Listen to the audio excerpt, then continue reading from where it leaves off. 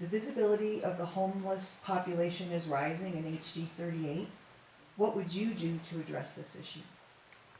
So I've met with Jovan Melton, who is in House District 3, I believe it is, who puts through the Right to Rest bill or the Homeless Bill of Rights every year. It's going through the legislature again this year.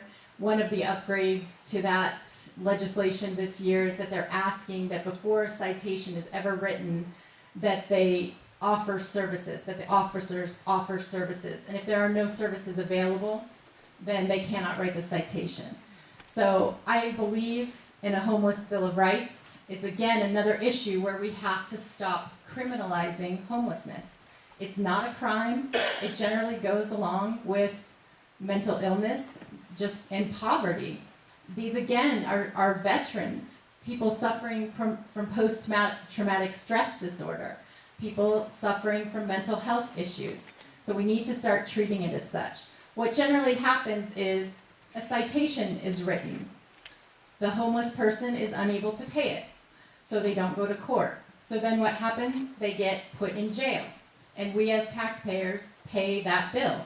Or if something happens to them and they're having a mental health crisis, they get put in a regular hospital, so we pay those bills as well.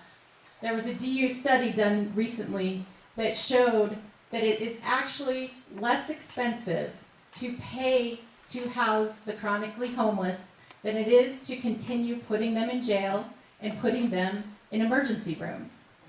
This has been successfully done in other cities, and it's a much better use of taxpayer money than it is to create temporary solutions like homeless shelters or even food banks, that sort of thing. You give them a place to live, and it produces better outcomes.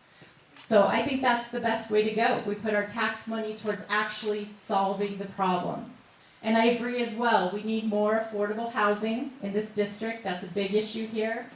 A lot of the homelessness has been pushed into the suburbs because of some of the strict laws against urban camping and against essentially homelessness that's in Denver right now. So some of the issue has been pushed into the suburbs. So now we are dealing with it more than we were before.